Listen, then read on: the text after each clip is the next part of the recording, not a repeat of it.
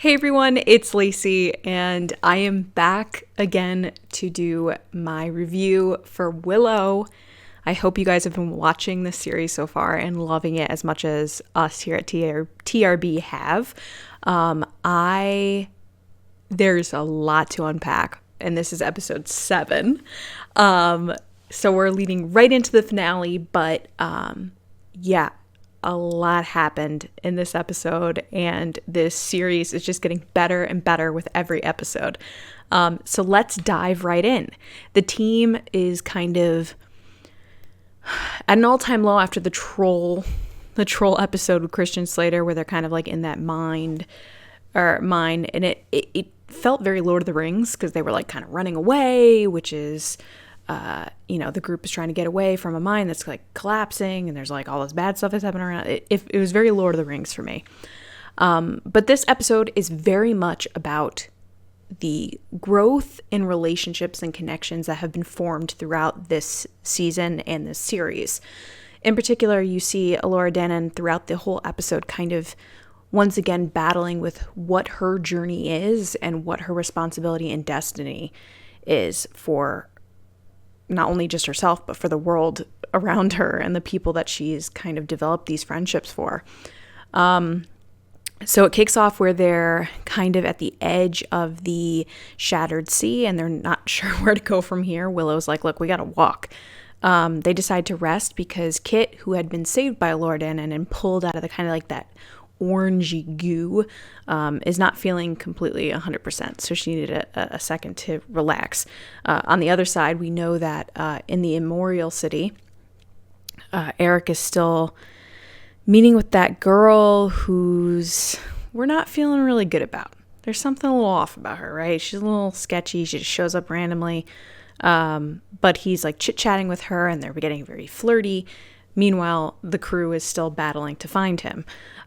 So they head into this kind of like seaside inn who ends up to be owned by this old man, and they're chatting with him and having little quips back and forth about the dinner, and it's really gross. And then it ends up, of course, it's the dag that kind of was shape-shifting into this old man. So now they're on the run. They're on the run from the dag. I believe the Doom or the Leech, I think it's the Doom, are all kind of chasing them on this boat. It's like a houseboat that is being pulled by this thing called a mudbander. But we'll get to that in a bit. So they're battling with him. We're battling with them, and then Graydon ends up using what looks like a wand to make the dag explode. She's dead. She's gone. Which is super cool because we didn't know that Graydon had powers, or like they kind of hinted at it but didn't really go into detail yet about it, which is very interesting. The team takes a chance to stop for the night, and this whole episode is very much like beautiful scenery. I love the way that like the sky, it just never ends and reflects onto the water, and they're kind of like stopping in these sandbar type locations as they're traveling across the shattered sea. So Elora Danan is battling. Oh, I forgot to mention this. So she was grabbed by the Doom when they were battling it back and forth, and she gets a really scary vision of the crone. So that's kind of like in her head now. She has like a flash, a vision. So then her and Willow are kind of battling, which then get into not serious battling, like friendly training, kind of Luke style of trying to get her to hone her powers and her abilities before she goes to meet the crone. So it's a really interesting, cool montage, a lot more hip music than what people expect. I think that's been kind of a complaint that I've been seeing online, is like people are like, what kind of music is this? Because I think they were expecting more of like a John Williams Star Wars. And if there's anything we've learned from The Mandalorian or Book of Boba Fett, is like that doesn't necessarily mean you have to have John Williams in these kind of fantasy, sci-fi fantasy, or this one's more of a fantasy adventure shows. I am very much on the side of like, if the music fits, then I'm all for it. And I thought it really did. So she has this kind of like Rocky montage.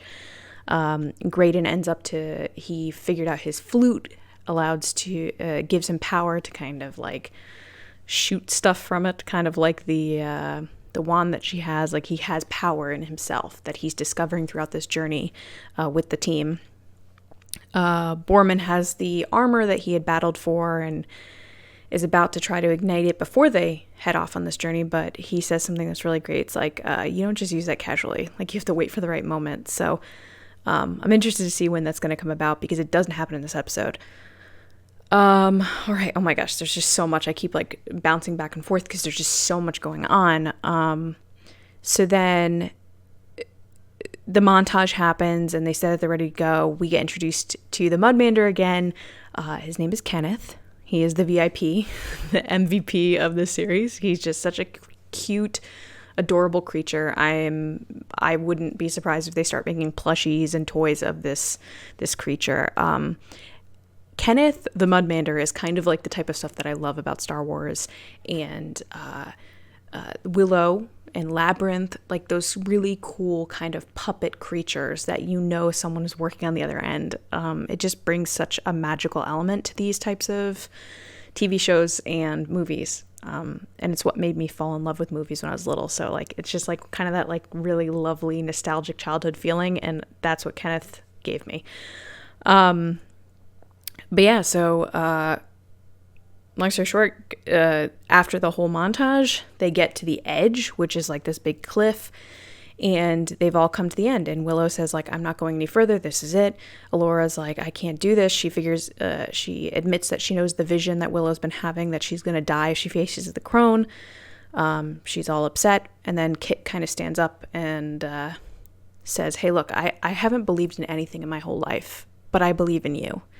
And they have this really, really nice moment together where you have two people that really didn't like each other from the get-go, and now they're coming together for what the world needs. Like, what Elora Danan needed was support, and Kit knew that like this was her chance to play her role in this story and be the support that she knows that I think her father would have continually given to Elora Danan, because he knew that this was bigger than him.